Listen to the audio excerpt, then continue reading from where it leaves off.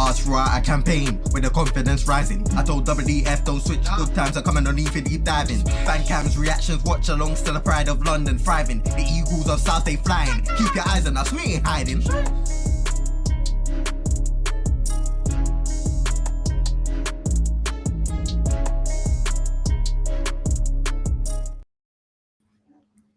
Yes, guys, welcome back to Eagle Eye Football, and this had to be a very quick stream because the news came out that Michael Olise has signed a 4-year contract extension at Crystal Palace. Dan. But since the news came out and Nicky put in the group chat, he said, what did he say? He said Olise's an Eagle, and I was thinking, huh? Yeah, he's gone to Chelsea. What are you on about? And then I had a look on Instagram, and the first thing I see is Steve Parish with on his personal account. Let me add, posting this, and I'm thinking, whoa, what's happened? How? Why? Has he just pulled Olise off a fishing trip? Like what's happened? But absolutely incredible. I was exactly the same. I think it was Nicky's comment prompted me. I was thinking, what is this guy talking about? And then I go on Twitter, and I see, I think Luke Weezer was he'd retweeted or taken a screenshot of the Instagram post, and I was thinking, what? Has he been hacked? Is this fake? So I actually went on. I don't have Instagram, but I went onto Instagram to actually check if it was legit, and I was like,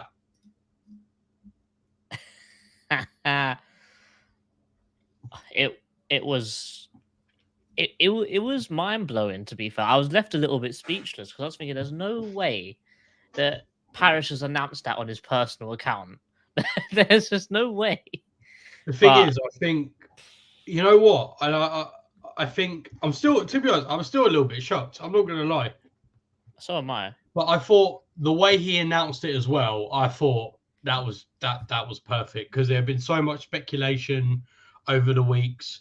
There have been a lot of stories that did really frustrate me, and I vented my frustrations on Twitter about the amount of different stories on there. And then just to post it on his own personal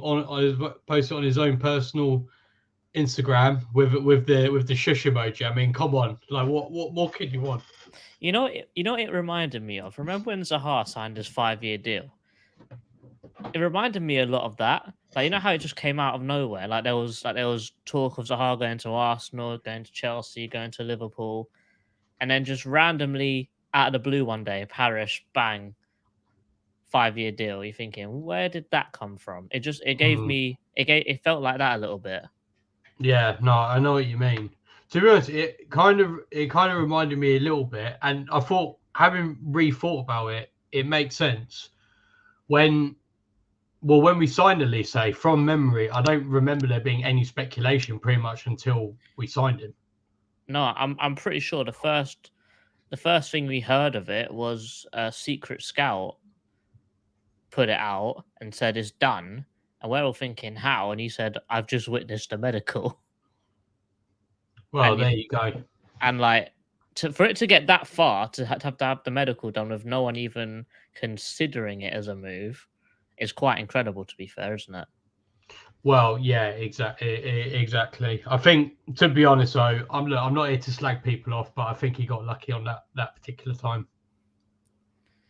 Oh yeah, because and again, you know what, as well, I feel like this whole deal has kind of made me lose a lot of faith with like who reports things, because the Athletic got it wrong. Not just our own Palace one, but Ornstein as well got it wrong. Fabrizio Romano got it wrong. Yeah, everyone got it wrong. No one even considered the fact that he was going to sign a new deal at Palace. No, and I mean, there's rumours about, we were gonna take legal action. Whether that scared them away or not, I guess. I mean, how many people are actually going to know that? We don't know. mean, a part of me kind of hopes that's true because, I mean, Todd Bowley trying to swing his weight around and then just gets absolutely mudded by Steve Parish. I mean, yeah, I've seen many Chelsea combined 11s saying what stops this team with Michael Olise in there. And so I just went Steve Parish. well, and fullbacks are made of glass, and a lack of creativity in midfield, and a lack of a decent left. You know, we could go on it for quite a while. We don't need to talk about that. Or you know, a 38-year-old being your first choice centre back. I mean, come on, and still spend nearly £1 billion, and that's what you've got. Yeah. I'll put it this way: they've spent so much money, and their team is still worse than Arsenal, Man City's. Well, yeah, but yeah, but going back to like the whole, for me, like I genuinely don't know who to necessarily believe anymore. Maybe it's a case of we shouldn't. Maybe it's a lesson in, you know, we shouldn't count our eggs before they actually hatch. Yeah, I think that if a contract's been signed and they've done all their photo shoot and all that media stuff, the talk of a new contract must have been in the works for a long time because a contract doesn't get decided overnight, does it? So it must have been an ongoing procedure for this new deal to be signed. So it really just tells me that no matter what anyone says, the most reputable journalists, they don't know anything, really. They just talk to their friends, and if their friend is in the know, then you know. But Parish has always had a pretty good knack at getting deals over the line without any news coming out or news coming out before it's too late. True. Like, for example, when Czech Decore happened, there was a bit of speculation there, but then it went so quiet and then randomly, bang, done. Yeah. That's certainly something that I've always noticed. Same thing with Eze. Like, the news went so quiet on Eze, and then West Ham news went through the roof, and then bang, signed for Palace. You're thinking, how? But he must be good at keeping things on the down low and getting it done. I think so, because I think for me, when things tend to go quiet around a player, that's normally a good sign that we're getting stuff done. But yeah. Going through some comments, tribunals are Chelsea's kryptonite. What a dirty club from top to bottom.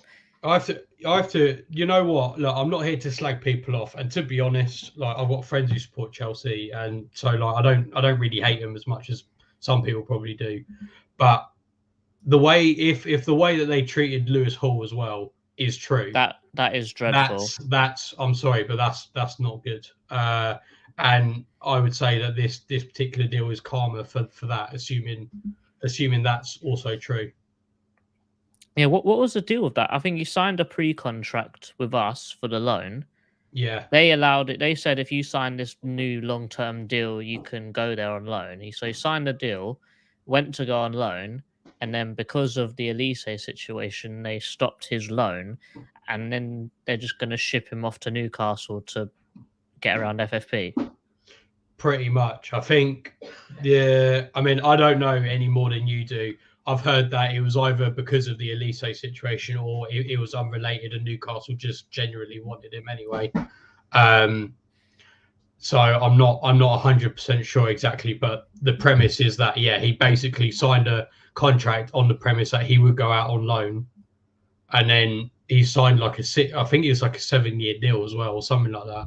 Sort of short. It's not like just a year extension or anything like that. Yeah. So it's a bit mad, really. Yeah, even though it is a 4-year deal, I'm still fully expecting him only to last for one season of that. In my opinion, because of how good he is. And put it this way, if he has another season like he did, he'll go for that £70 million so easily. And especially considering what the Caicedo, the Rice, the kind of money they're going for, he's going to be up there, isn't he? He's going to be worth a hell of a lot of money. Oh yeah, for sure. And I think when the story came out, for me, I'm not that bothered that Olise goes. Even this close to the end of the window, I'm not like that bothered because it is part of our system. Like at the end of the day, we need to accept that we are a stepping stone club. Yeah. As are Chelsea, to be fair. But no, in all seriousness, like, we are a stepping stone club. We are expecting to sell people, and we need to get used to that. As long as we're making big profits or solid profits on all of them, that's it. And when it came out, they had a £35 million clause. Okay, when he originally signed, that's probably a decent amount of money for a kid who was in the Championship. But 2 years later, when you have like Caicedo going for like 100 odd million, when you have maybe Rice is a bad example of Rice for 100 million. I mean, to be honest, I think he's just as good, if not better, than Anthony, and he went for 75 million a couple of years ago. Yeah.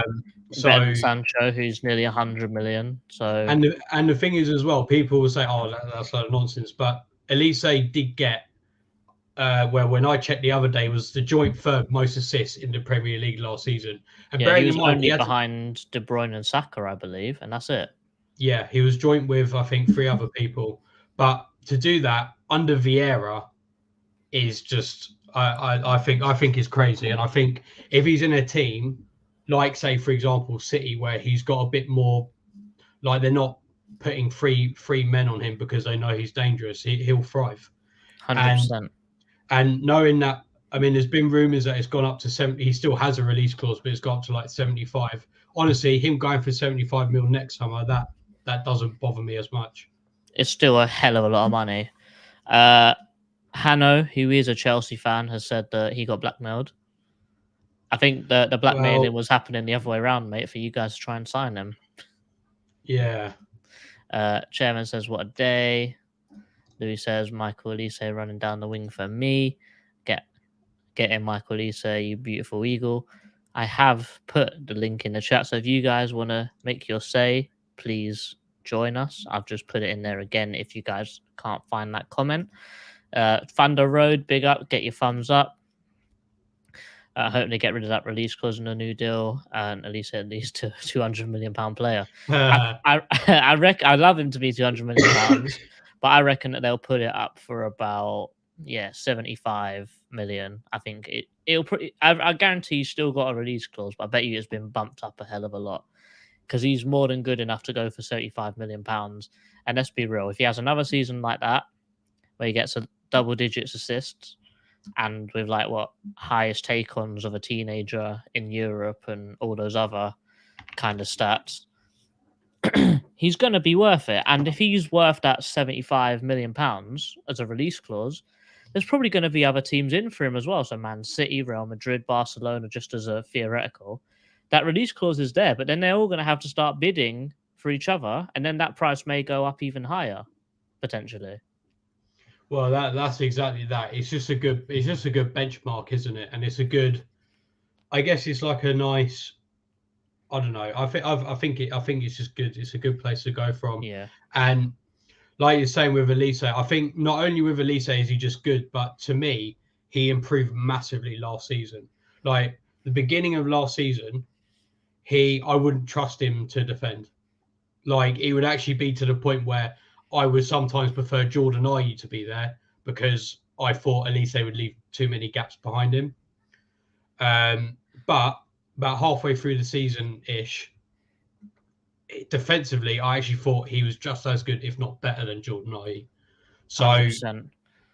his going from one to the other in a season, I think has been excellent. And so if give him another season, where is he going to be?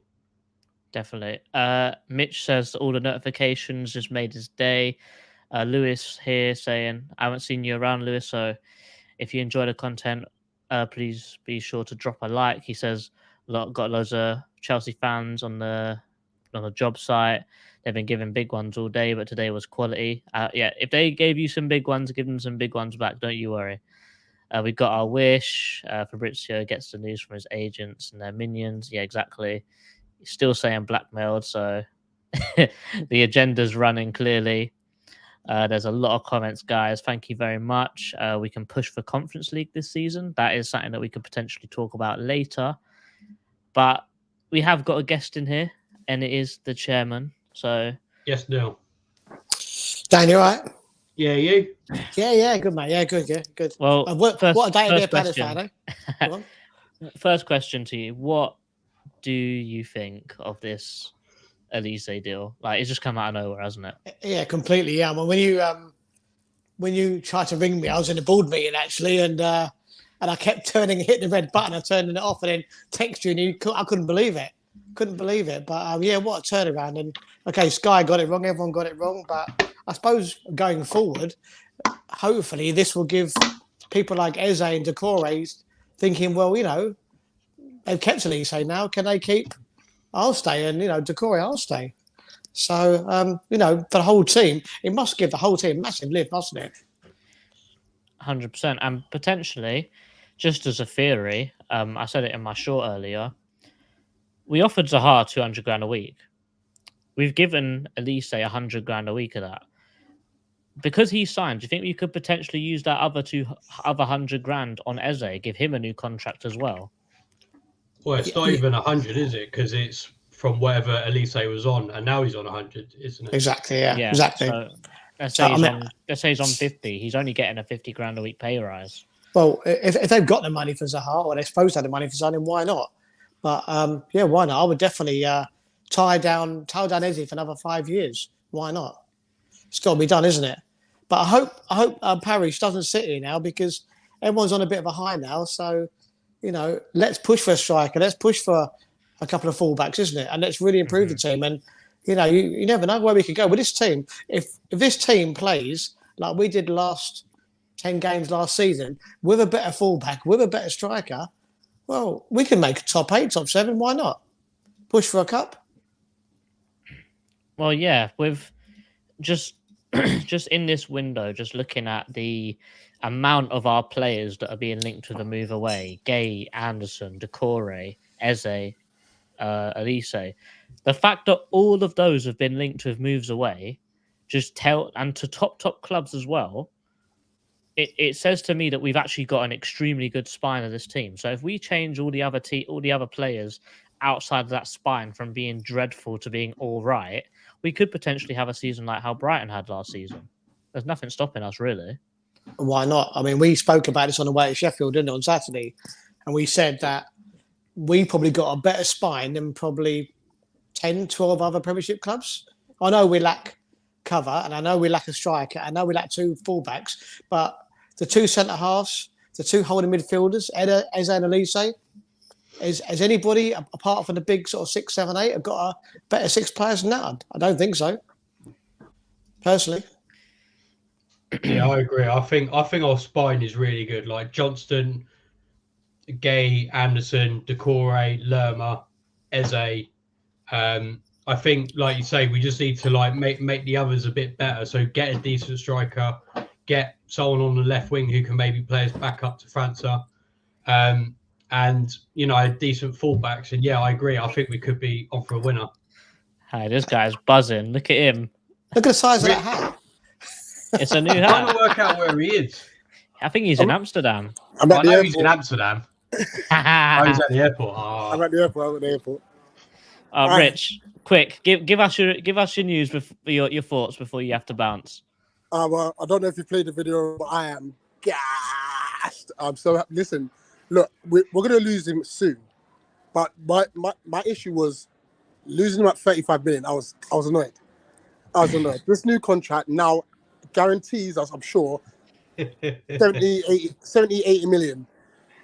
Yeah, 35 would have been an absolute robbery. I would have been so annoyed, but I am so happy. So happy. And by the way, there's this place in Amsterdam, they stitch hats there and then. That's nice, man. Oh, that's it. That's really cool. Did you get their number and stuff? Yeah, I got their name. It's called Capsterdam. So all the details, when you type that on Google, apparently it's all in there. So I'll check it out when I get up. They said they do deliveries as well. So it's all right, cool. International deliveries. Yeah. I told him the guy was from London, so yeah. Okay. Right. But otherwise, listen, let me leave you up to it. I am so happy, by the way. Well, so happy. Because we'll play your video right now, so we'll do that. So Rich, peace out. See you in a bit, mate. Yeah. Well, newsflash to you guys, he's wearing the same outfit. Oh my god, I am mad, gassed out here in Amsterdam. Check out the new hat. Basically, there was a store that does stitchings and stuff. So I thought, oh, let me try something. So a little Eagle Eye football hat. But Michael Olise is staying for now. He signed a new 4-year deal. Sorry. Look, if he ends up leaving, regardless whether it's next summer, whatever it may be, the fact that he signed a new deal is huge for us, because financially we could definitely now charge a bigger rate instead of this stupid £35 million release clause, which is an absolute steal for someone of his quality. Now listen to me, Chelsea fans, get in the bin, get out my mentions and all of that, because seriously, Michael Olise's red and blue was so... Oh, I can't tell you how happy I am with this news, because at one point I feared. I did fear. I was thinking, raw. Wolf's gone. Olise's looking to go. They want Ebbs. And Corey's linked. It was just a bit peak. But you know what? Big up everyone. Michael Olise's staying in there. Couldn't be happier. Peace.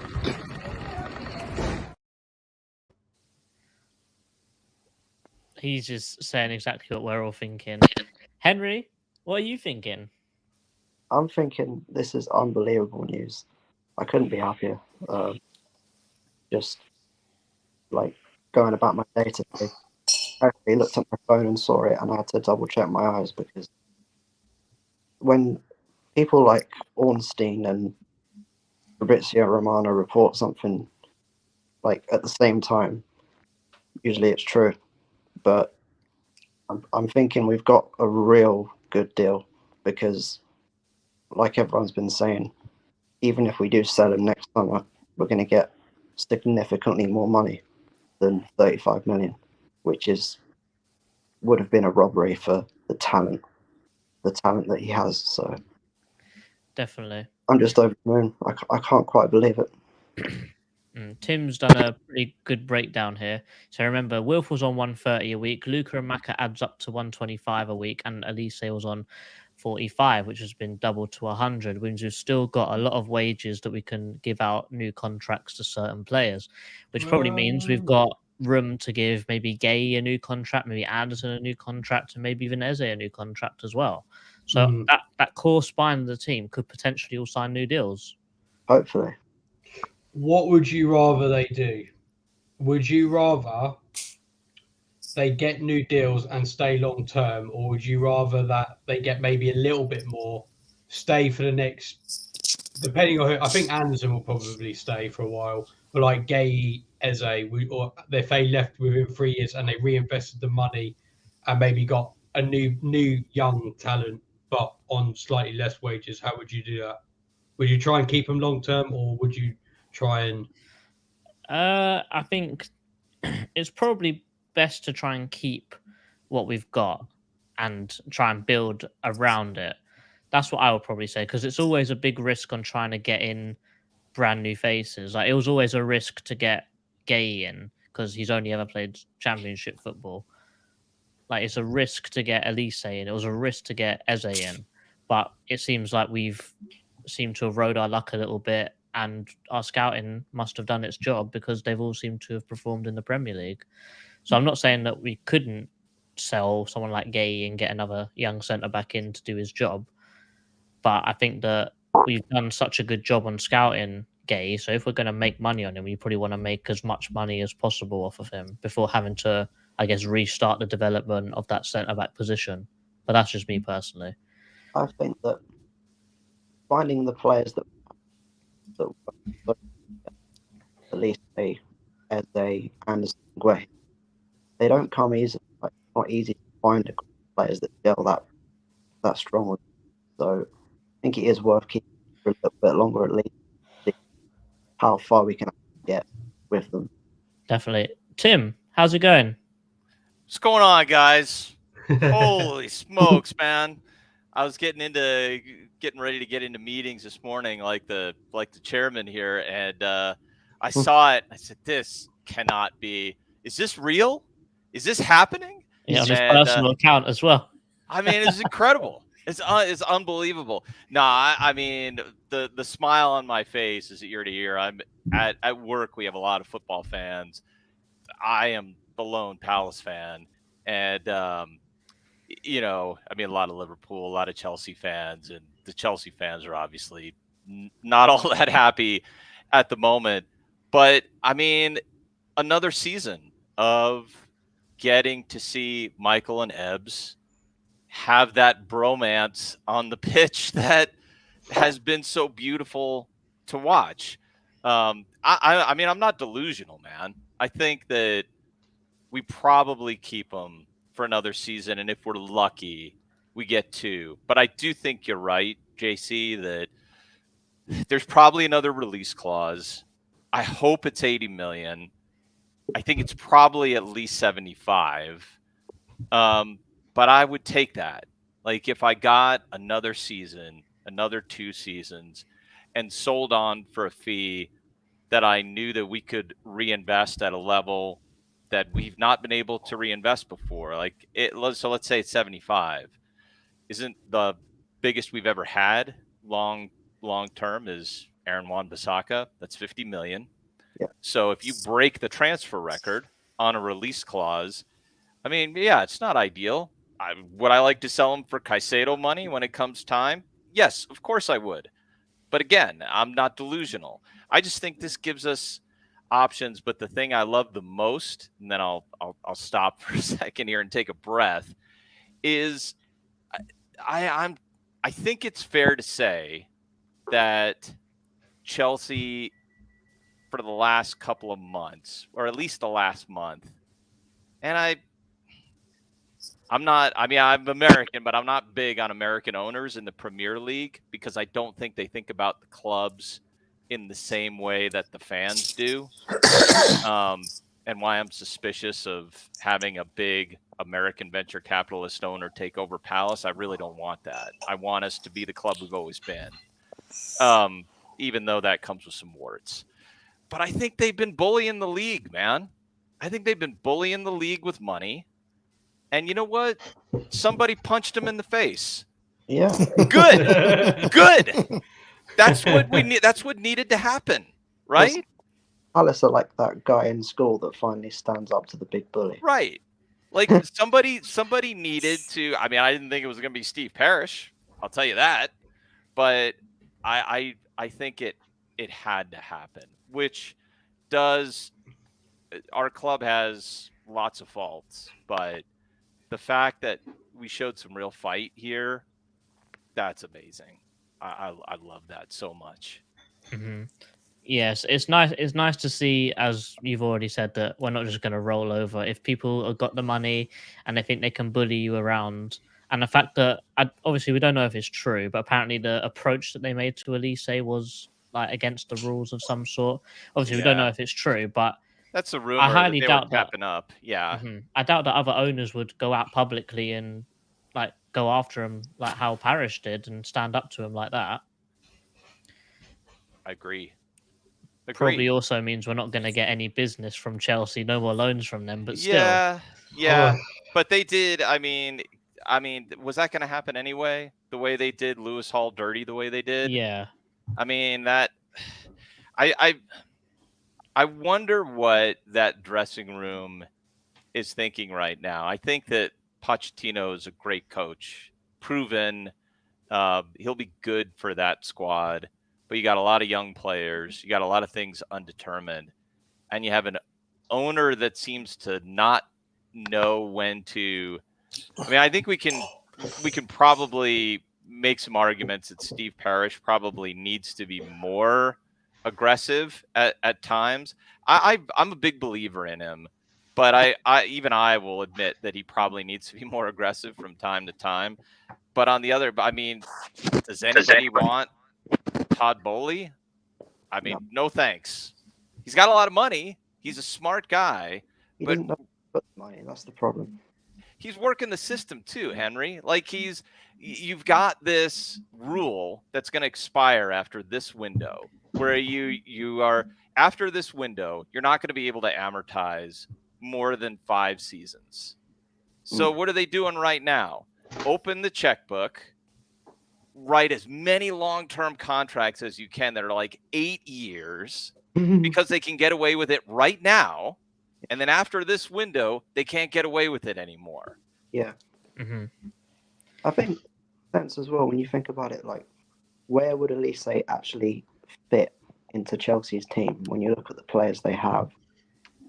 Like, it's best for his personal development to stay at Palace at least for another season. So I think that's probably another reason why we've been able to tie him down to a new contract. Hmm. Chairman, was you going to say something? Yeah, I was going to say exactly what Henry just said.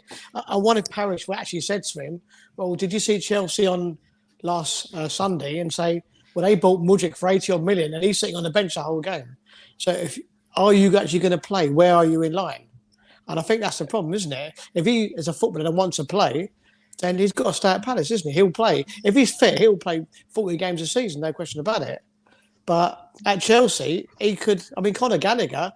Well, he went to England. He's gone to, done so well with us, and just gone back, and he's a bit part player. Mason Mount, been there for years, soon discharged him, didn't they? So Chelsea have got this habit of destroying talent, haven't they? By just literally not playing them. Well, don't you think on that subject, Chairman? Don't you think they've kind of destroyed Gallagher? I mean, I don't want Gallagher back, but they've been playing him as a 6.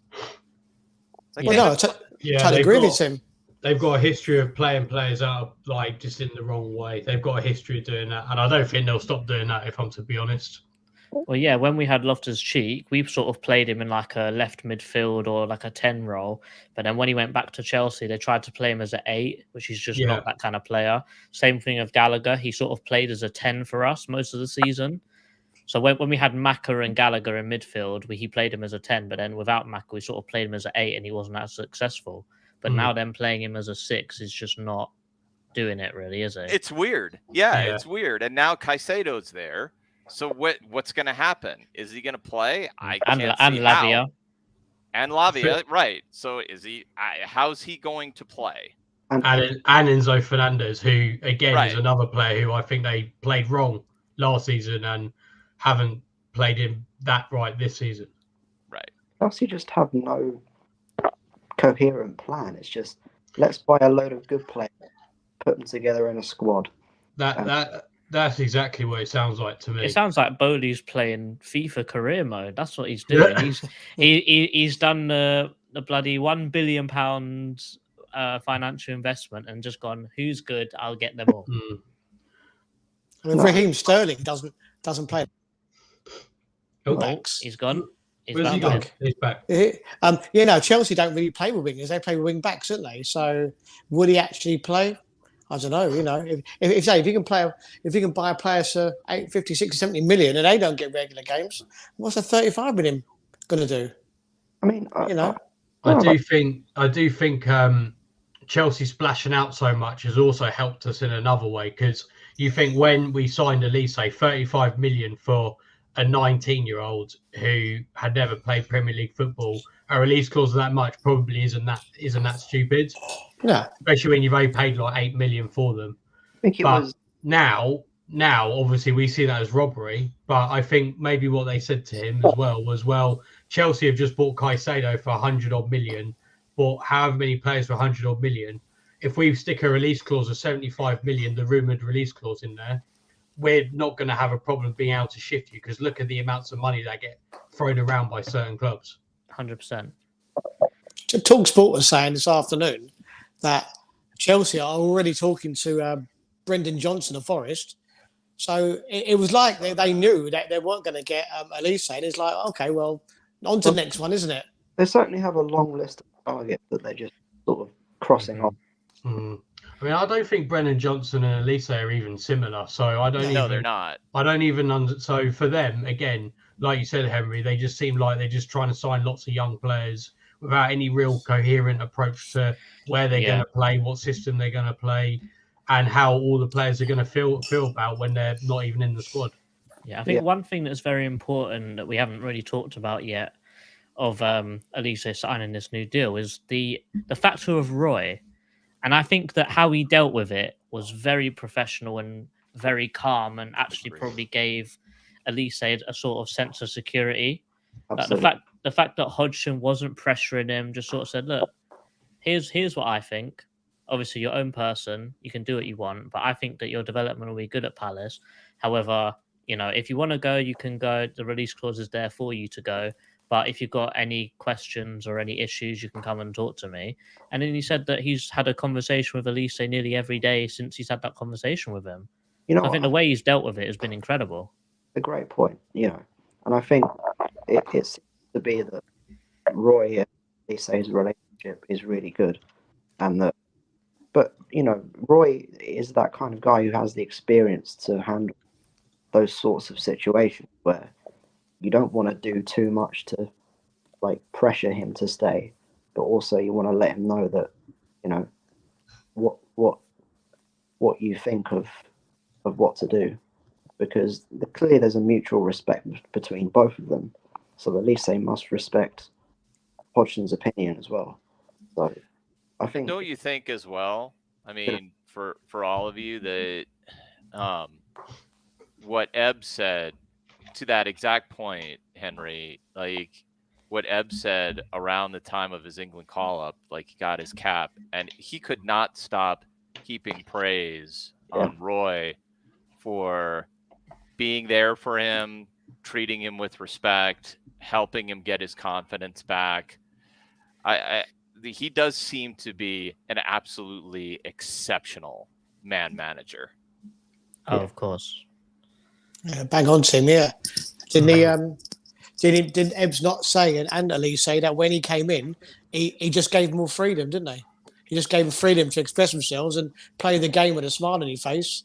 Everything against basically what Patrick Vieira did. So, and the results showed, didn't they? Really, was it 6 wins in 9, I think, or 7 wins in 10 at the end? Playing good football. Loss, yeah. Was it 2 points a game and 2 goals a game? I think I saw that on Sky today when he came back, Roy. So, and he must be well respected. He's been in a job 50 years. He's been 4 international managers. He's been to Inter Milan and places like that, hasn't he? So yeah, I mean, he can speak 50 million languages. Can't he? It's a walking Duolingo. Well, he does look like a bird, so it kind of works. Wait, isn't the Duolingo an owl as well? And people say that Hodgson looks like. But yeah, I'm looking forward personally to seeing Olise Frank when they. I think the one of the differences as you said, Chairman, when the difference in playing style and quality of our players when Hodgson came in, just because of giving them freedom, is crazy. I saw it was ages ago now. I can't remember the exact numbers, but it was a schedule of Vieira's training and Hodgson's training. I think Vieira made them go to training 4 days a week and do strength training for 4 of those days, whereas Hodgson, you only went in twice a week, but then 3 days, 2 days of the rest is just nothing. Do whatever you want. So Hodgson's giving them the freedom to do and what they feel is right. When you're in school and the teacher's telling you need to do your homework, you need to do it now. But then if they sort of give it to you and say that this will help you, no time frame, no nothing, you're probably more likely to do it. I think that's probably the side, the mental of what Hodgson's done. He's saying, here's what you could be doing, but I'm not forcing you to do it, and treating everyone like adults rather than trying to dictate what they do. You're going to get better results. He also said too, JC. Sorry, let me finish this quick so Henry can jump in here. But please do, Henry. He also said, if you go and take a risk, we're giving you freedom. If you get forward and you take a risk and it doesn't work out, we'll back you. We've got your back. And I think that counts for a lot too. Sorry, Henry. Yeah, 100%. No, yeah, that's a great point. I mean, I was just going to say that when you look at it from the player's perspective as well, from the player's perspective and the club's perspective, in total sense, Palace's perspective is we need to keep this player at least for another season because he's vital to us. His perspective is, okay, I'm not quite ready for Chelsea yet or a big team like that yet, but I will be a year or two's time. So it's when you look at it from a business sense and a football sense, Can't fault it. Yeah, I think this comment from Mitch is also another testament to Roy. Just look how fast Wan-Bissaka developed, and it's become our record sale under Roy. Yeah. Like I know that probably without the injury crisis, Roy wouldn't have even tried him out. He would have still stuck with Wardy and Kelly at right back. But just the fact that when he came in, he trusted him, he put faith in him, and let him know that, you know, the first couple games you're going to come into are going to be hard, but we're here to back you. Because what wasn't his first few games like Tottenham and then Man United and then Liverpool? It was something crazy like that. Yeah. And he at all three of those games, he was probably the best player on the pitch. Definitely. I remember reading somewhere that Roy was actually the one who stopped Wan-Bissaka going out on loan that season. Yeah, I remember reading that down as well. Yeah, he was meant to go on loan, and Roy wanted him to stay so he could integrate him into the first team. To be honest, I think Roy gets that label quite unfairly, because I know we did have some young players who we did all think might have been good, but then a few years down the line, it turns out like they're playing like non-league football now. Yeah, I think Brandon Pierrick is one that sticks out to me. Brandon Pierrick, Jason Lakilo, Naya Kirby, Kai, none of them play even professional football anymore, I don't think. So, you know, I think Roy gets that label a bit unfairly, to be honest. Mm-hmm. I just want to make a point, actually. Yeah, I think we should give Parish a lot of credit here as well, because I think he must have been pretty instrumental in getting this deal done. I know he gets a lot of stick, especially on Twitter. You know, they call him all sorts of things, doesn't he? But he does his deals quietly, and you know, he does it well, and I think he has to take a lot of credit for that. For sure. And on that note, I just want to show something that I posted on Twitter. So if you've already seen it, I apologise. I have criticised Mr. Parish in the past. I've seen this. I've never. Don't get me wrong. I've never been overboard. I've never atted him unless it's a young Brazilian talent. I've atted him saying, "Come on," just as information. But we need to disclose that Dan is a Flamengo fan, so that probably helps. I've never sent him abuse. I've never even swore about the club unless it's about conceding a goal or something. And I have handed my Steve Parish apology in. You ticked all the boxes, nice. Dan, didn't you? Nice. I don't know football. I was jealous of Steve.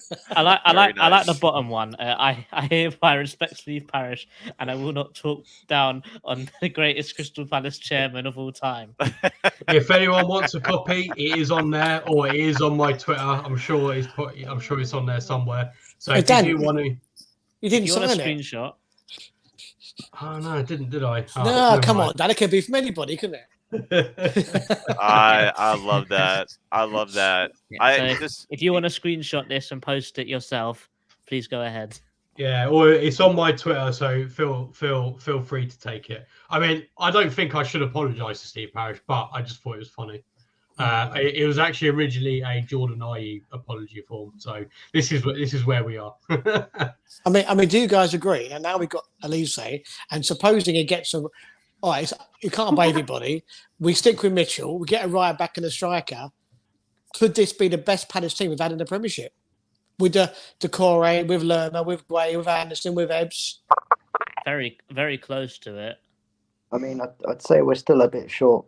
We need another left back. Maybe another. We need two players. I get that. Yeah, for me, a left back, a left winger, and a striker would be ideal.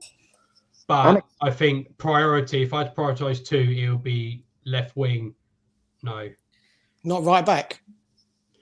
I would not as a priority. Right. Yeah, not right now. I think, obviously, ideally, yes, I would strengthen those two. I would get a backup goalie. I'd get another striker. I'd get another winger.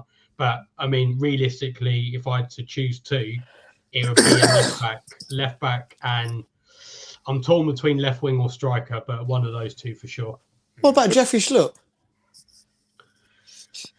I thought he was your favourite. Exactly. What about Jeffrey Schlupp? No, you got Dan and Ali mixed up. He's always bigging up Schlupp as well.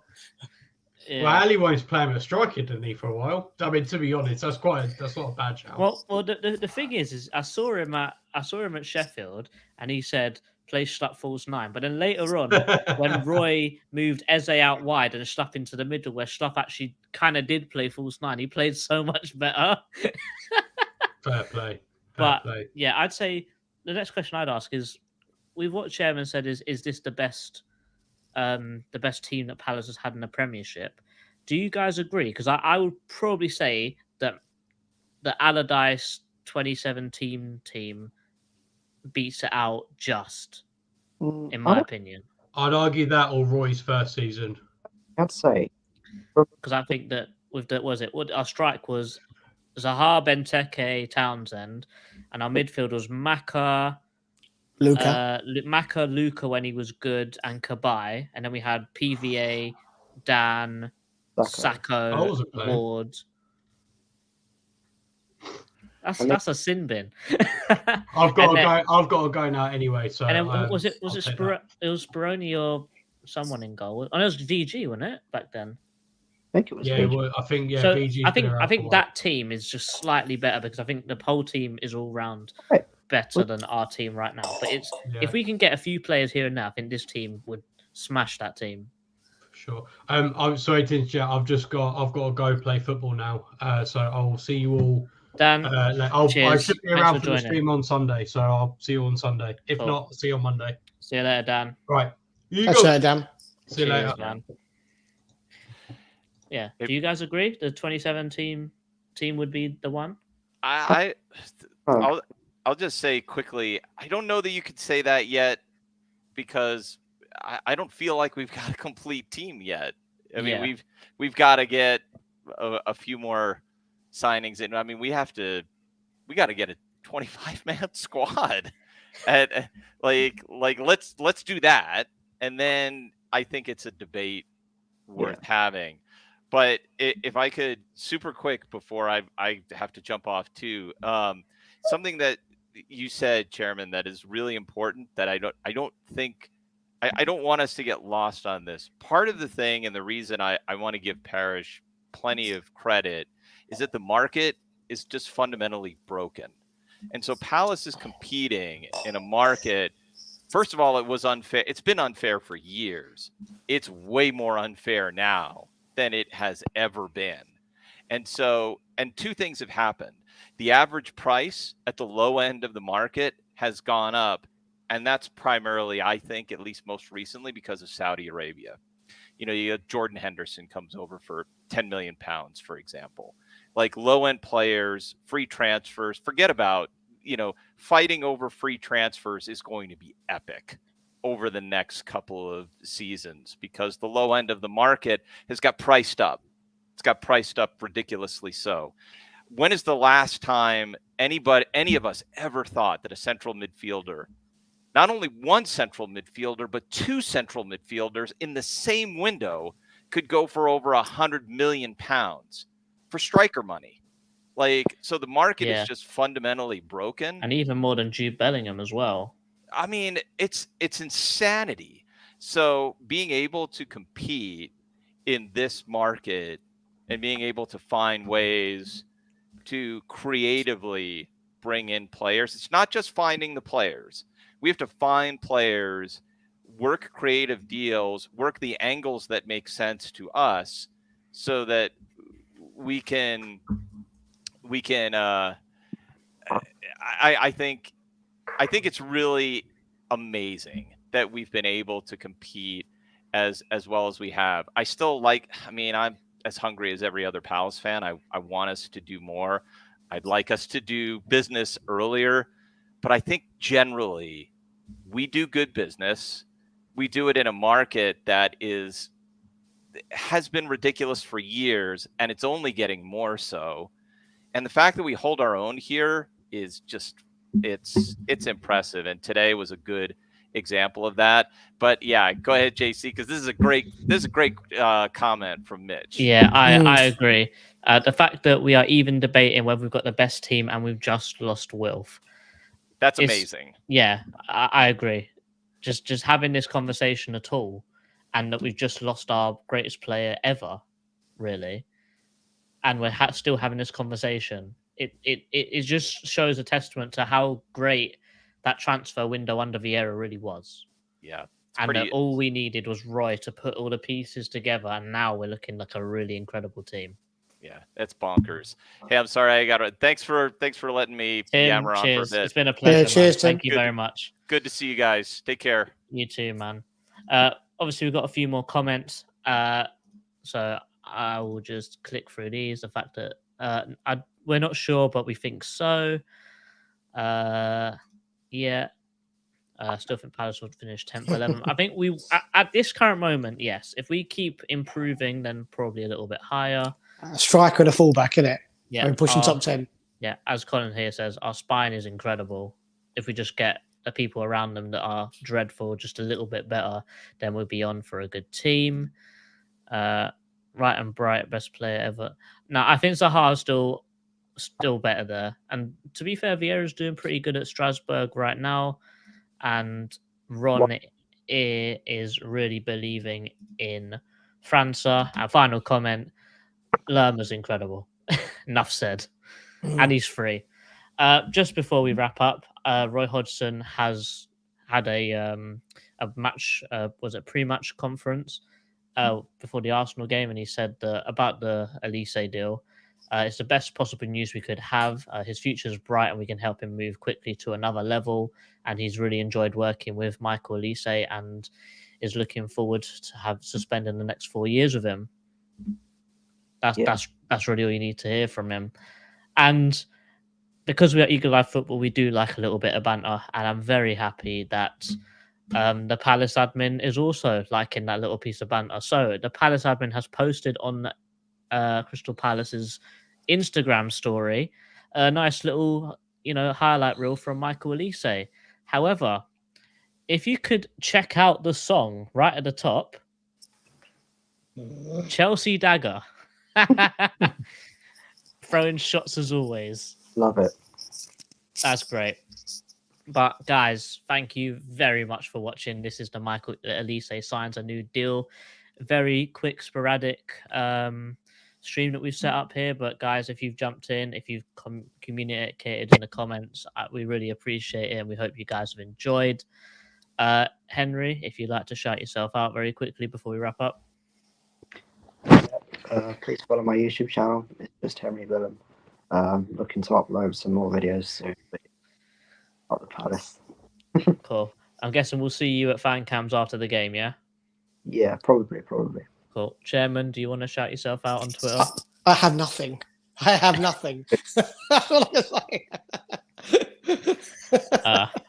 However, though, guys, as I said before, thank you very, very much for watching. And this is Eagle Eyed Football. The only thing left to say is up the Palace. Up the Palace. Eagles!